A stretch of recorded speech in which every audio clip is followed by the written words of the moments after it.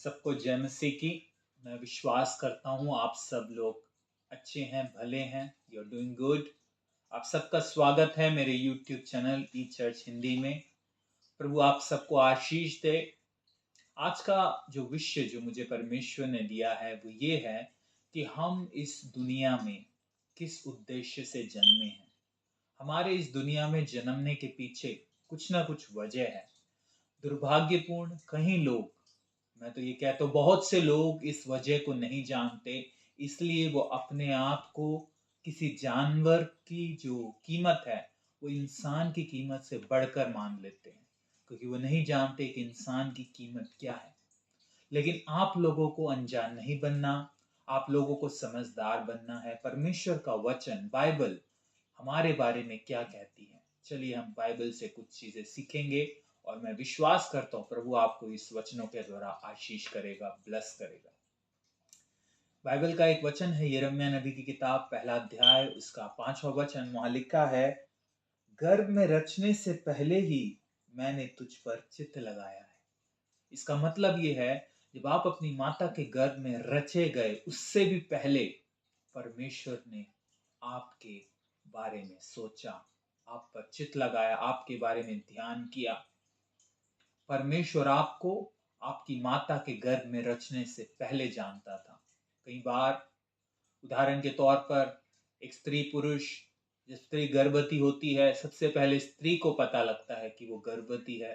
फिर वो अपने पति को इन्फॉर्म करती है कि आप पिता बनने वाले, आप पापा बनने वाले हैं। लेकिन इस दोनों प्रक्रिया से पहले, जब आप अपनी माता के गर्भ में, आपकी माता को आपके बारे में पता लगने से पहले परमेश्वर को आपका ध्यान था। हालेलुया। वो परमेश्वर जिसने आसमान और धरती और पूरे ब्रह्मांड को बनाया, उस परमेश्वर को आपका ध्यान आपके अपने माता के गर्भ में आने से पहले था। इसका मतलब आप माता के गर्भ में आने से पहले क्या थे? कहीं विश्वास है, कुछ सिखाते हैं हमारे जन्म होते हैं, एक जन्म, दूसरा जन्म, जानवर का जन्म। लेकिन परमेश्वर का वचन कहता है there is only one life, एक ही जीवन है। हालेलुया। और वो एक कीमती जीवन है। परमेश्वर आपको किसी जानवर के तुल्य नहीं समझता।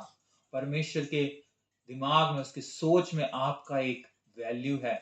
इसलिए आपकी माता के गर्भ में रचने से पहले आप परमेश्वर के थॉट में थे, विचारों में थे। फिर परमेश्वर ने आपकी सृष्टि की। हालेलुया। और आप अपनी माता के गर्भ में आए, तब से परमेश्वर आपको जानता है। इवन माता के गर्भ में आने से पहले परमेश्वर आपको जानता है। Then the question is here, the question is this, why everything bad happens to us और ह्यूमन बीइंग। तो फिर ये सवाल उठता है हर एक मनुष्य, हालेलुया, और इंसान के साथ बुरा क्यों होता है अगर परमेश्वर के ध्यान में हम हैं। हम कई बार कहते हैं ना, ये तो ऊपर वाले की वजह से हुआ है। इसकी वजह है क्योंकि पूरी दुनिया एक कंफ्यूजन में है। संपूर्ण मानव जाति, दे हैव अ डाउट, क्योंकि परमेश्वर और इंसान, इसके बीच में एक तीसरा व्यक्ति है जिसके बारे में पूरी दुनिया भूल चुकी है या पता होके भी अनजान बनती है, वो है शैतान। आपके जीवन में, मेरे जीवन में जो कुछ बुरा होता है वो शैतान की ओर से होता है। बाइबल कहती है हम एक गिरी हुई दुनिया में है। We live in a fallen world. ये दुनिया गिरी हुई क्यों है? क्योंकि पहला जो इंसान था आदम और हव्वा, उसने एक पाप किया, उसने परमेश्वर की आज्ञा का उल्लंघन किया। उस उल्लंघन की वजह से पाप इस धरती पर आया, और पाप इस धरती पर आने की वजह से शैतान को एक एक्सेस मिल गया इस दुनिया में और इंसानों के ऊपर जुर्म ढाने का, बुरा करने का। यद्यपि शैतान खुद कुछ नहीं करता, लेकिन वो इंसान को प्रेरणा देता है बुरा करने का। इसलिए बाइबल कहती है शैतान लूटने, हत्या करने, चोरी करने और हत्या करने आता है। शैतान एक चोर है। हालेलुया।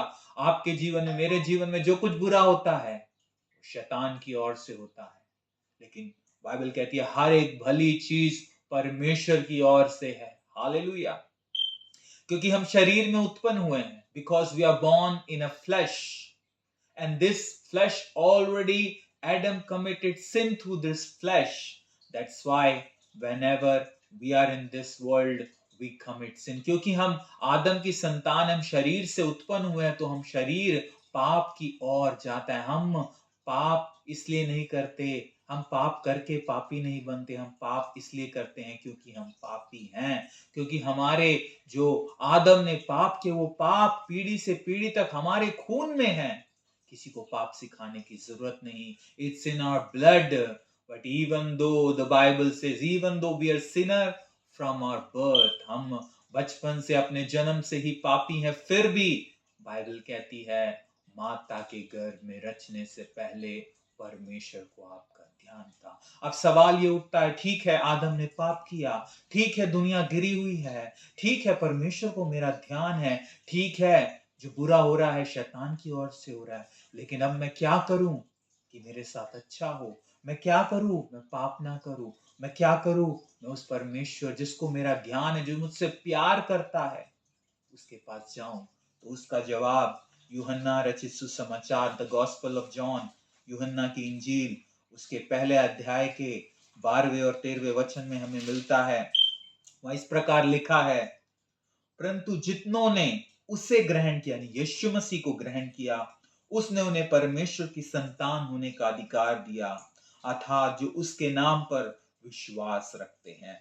वह तो ना तो लहू से, न शरीर की इच्छा से, न मनुष्य की इच्छा से, परंतु परमेश्वर से उत्पन्न हुए हैं। मेरे भाई और बहनों, आपका जन्म जिस परिवार में हुआ, that was not your choice. वो आपका निर्णय नहीं था, वो आपका फैसला नहीं था, वो आपके माँ बाप का फैसला था। हालेलुया, कि हमें बच्चे चाहिए, हमें संतान चाहिए। इसलिए बाइबल कहती है शरीर की इच्छा से और लहू से उत्पन्न होते हैं बच्चे। हालेलुया। लेकिन द गुड न्यूज इज, अगर आप परमेश्वर में उत्पन्न होना चाहते हैं, अगर आप फॉलन वर्ल्ड में रहने के बावजूद परमेश्वर से उत्पन्न होना चाहते हैं, उस परमेश्वर से जो माता के गर्भ में रचने से पहले जिसने आपके बारे में सोचा, उस परमेश्वर में आप उत्पन्न होना चाहते हैं, क्योंकि शरीर आत्मा का विरोधी है। अगर आपको परमेश्वर में उत्पन्न होना है तो आपको आत्मा में उत्पन्न होगा, आत्मा में उत्पन्न होना पड़ेगा। आत्मा में आप उत्पन्न कैसे होंगे? आत्मा में आप पैदा कैसे होंगे? बाइबल कहती है जितनों ने यीशु मसीह को ग्रहण किया, प्रभु यीशु मसीह ने उन्हें परमेश्वर की संतान होने का अधिकार दिया।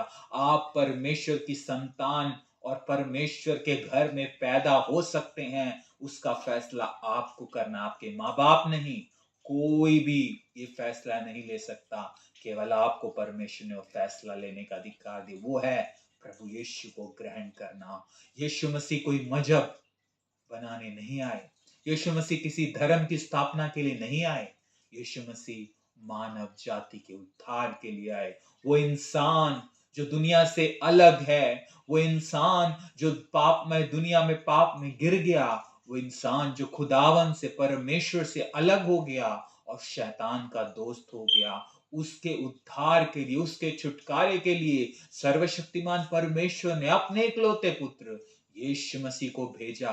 हालेलुया। शायद आप सोचते होंगे कि मैं कैसा अभागा हूं, मेरे साथ ये सब क्यों हुआ है? परमेश्वर से आप घृणा करते होंगे कि परमेश्वर ने मेरे साथ ये क्या किया है, भगवान ने मेरे साथ ये क्या किया, खुदा ने मेरे साथ ये क्या किया, ब्रह्मा ने मेरे साथ ये क्या किया, परमात्मा ने मेरे साथ ये क्या किया है। अगर परमात्मा होता, अगर परमात्मा अच्छा होता, अगर खुदा अच्छा होता तो मेरे साथ ये ना होता। हो सकता है आपने सोचा होगा, लेकिन आज मैं आपको ये बताना चाहूंगा, वो हर बुरी चीज शैतान ने आपके जीवन में किया, और परमेश्वर आपके साथ अच्छा इसलिए नहीं कर पाए क्योंकि परमेश्वर धर्मी परमेश्वर है, परमेश्वर पवित्र परमेश्वर है, परमेश्वर पाप से घृणा करता है। जब तक हम उस पाप की अवस्था में हैं, परमेश्वर हमें बचा नहीं सकता। लेकिन जिस घड़ी आप यीशु को ग्रहण करते हैं, वो यीशु का लहू आपके गुनाहों से आपको शुद्ध कर देता है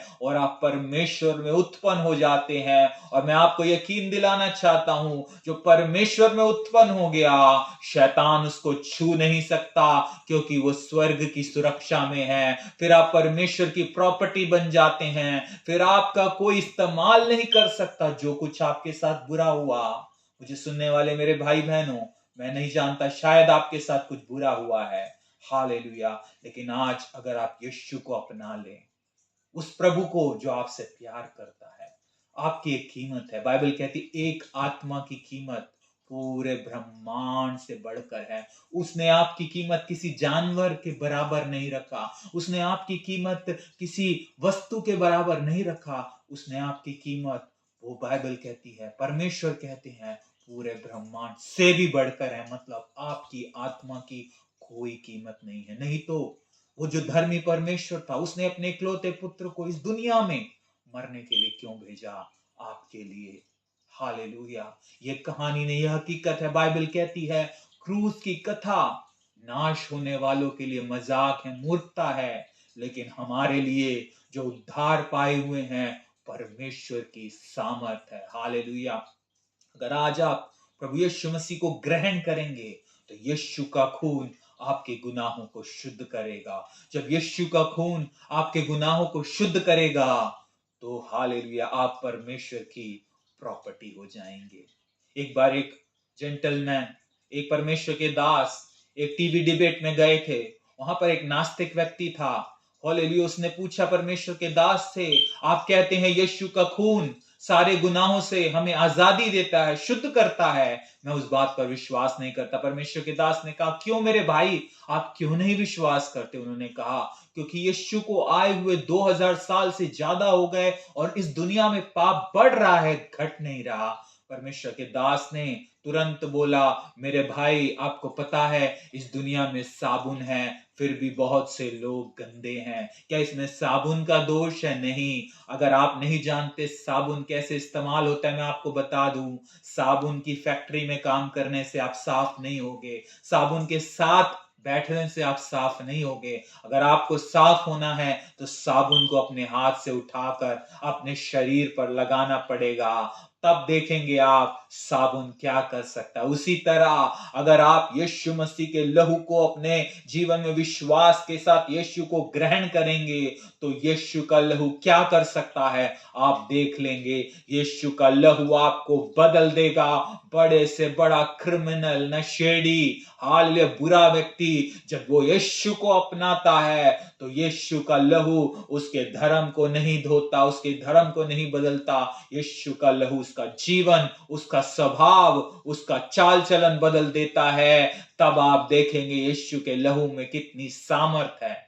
मेरे भाई और मेरे बहन, आज प्रभु यीशु आपको बुला रहे हैं कि आप उस यीशु को ग्रहण करना चाहते हैं जो माता के गर्भ में रचने से पहले जिसको आपको ध्यान था, जिसने आपके गुनाहों के लिए अपने बेटे यीशु मसीह को पिता परमेश्वर ने कुर्बान किया, ताकि उसको जब आप ग्रहण करो तो आपको जो सजा मिलनी थी वो मेरे प्रभु ने ले ली, और उस सजा की वजह से आपके पाप माफ हुए, आप निष्कलंक ठहरे। और आप जब यीशु को ग्रहण करते हैं, जब यीशु के लहू से धुल जाते हैं, आप पिता परमेश्वर से उत्पन्न हो जाते हैं। यद्यपि आपने फैसला नहीं किया आप किस घर में पैदा हो, लेकिन जब यीशु को ग्रहण करने का फैसला आप करते हैं तो आप डिसाइड करते हैं कि I want to born in the family of God. मैं परमेश्वर, पिता परमेश्वर के परिवार में उत्पन्न होना चाहता हूं। मेरे भाई, मेरे बहन, अगर आज आप यीशु को ग्रहण करना चाहते हैं तो मेरे पीछे इस प्रार्थना को दोहराइए। केवल शब्द नहीं, आप सर्वशक्तिमान परमेश्वर को अपने जीवन में इनवाइट कर रहे हैं। आप देखेंगे आपका जीवन आज से पहले जैसा नहीं रहेगा। हालेलुया। मैं नहीं जानता आप मुझे कैसे सुन रहे, फोन में, लैपटॉप में, टीवी में, जैसे भी आप सुन रहे हैं, मेरे पीछे इस प्रार्थना को दोहराए और देखिए प्रभु आपके जीवन में क्या करता है। अपने आंखों को बंद करिए, मेरे पीछे दोहराए। स्वर्गीय पिता परमेश्वर, प्रभु यीशु मसीह के नाम से मैं आपके सम्मुख आता हूं। मैं अंगीकार करता हूं कि मैं पापी हूं। मैं अंगीकार करता हूं मैं पापी हूं। मैं ये मानता हूं कि मैं पापी हूं और मुझे एक उद्धारकर्ता की जरूरत है। प्रभु यीशु, अपने लहू से मेरे गुनाहों को शुद्ध कर मुझे एक नया जीवन दे। और प्रभु यीशु, मैं आपको अपना व्यक्तिगत उद्धारकर्ता स्वीकार करता हूं। प्रभु जी, मैं विश्वास करता हूं पिता परमेश्वर ने आपको मुर्दों में से जिलाया और आप परमेश्वर के पुत्र हैं। प्रभु यीशु मसीह, मेरे जीवन के उद्धारकर्ता बनिए और मुझे छुड़ाए, प्रभु यीशु मसीह के नाम से, आमीन आमीन। मैं विश्वास करता हूं आपने प्रार्थना दोहराई, और इस समय अगर आपके जीवन में कोई बीमारी है, आप शारीरिक रूप से किसी भी बीमारी में, अपने उस पार्ट पे हाथ रखिए। मैं आपकी बीमारी के लिए यीशु मसीह के नाम से प्रार्थना करता हूं। मैं विश्वास करता हूं प्रभु मेरे साथ है और प्रभु आपको चंगा करेंगे। हालेलुया, क्योंकि प्रभु यीशु मसीह चंगा करने वाले परमेश्वर है। ना केवल वो आपको आत्मा और आपके प्राण को बचाता है, बल्कि आपके शरीर को भी चंगाई करता है। हालेलुया। प्रभु यीशु, जितने लोग मेरे साथ प्रार्थना करते हैं, अपने हालेलुया शरीर पर हाथ रखकर, जो कुछ उन्हें प्रॉब्लम है, जो कुछ पेन है, हालेलुया, सबको प्रभु तेरे लहू से धो दे, शुद्ध कर दे। In the name of Jesus, touch them and heal them. And I believe father, thank you for touching them in Jesus mighty name. आमीन आमीन। मैं विश्वास करता हूं आपने प्रार्थना करी। अगर आज आपने यीशु को ग्रहण किया है तो कमेंट में लिखिए, आई रिसीव्ड जीसस। अगर आपको चंगाई मिली है तो कमेंट में लिखिए, आई एम हील्ड। मैं आशा करता हूँ प्रभु ने आपको स्पर्श किया और आप पहले जैसे नहीं रहेंगे। दोबारा मिलने तक प्रभु आप सबको आशीष दे। सबको जय मसीह की। God bless you all. Praise the